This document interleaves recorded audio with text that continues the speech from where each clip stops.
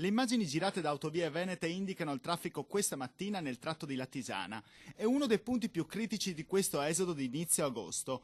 Una mattinata da incubo per i viaggiatori che dal Veneto si sono diretti verso Trieste per i numerosi incidenti che si sono verificati dalle 7:30 alle 10. Stamattina alle 7:30 c'è stato un incidente tra Portogruaro e Latisana che ha coinvolto 4 veicoli, ci sono stati anche dei feriti, con traffico di esodo molto intenso. Questo sicuramente ha complicato un po' le cose. 11 km di coda che si sono verificati tra San Sino di Livenza e Latisana per evitare una congestione eccessiva del traffico in direzione Trieste, quindi Autovie Venete e CAV, la società che gestisce il passante di Mestre, ne hanno deciso la sua chiusura. È stato necessario, come si fa in questi casi, bypassare per la 27 e la 28, questo ha permesso di scaricare il tratto e quindi di decongestionare. È andata meglio al casello dell'Isert, dove nel corso della notte si sono registrati solamente 3 km di coda, ed è funzionato anche il bypass di Villesse, promosso da volantini ai viaggiatori.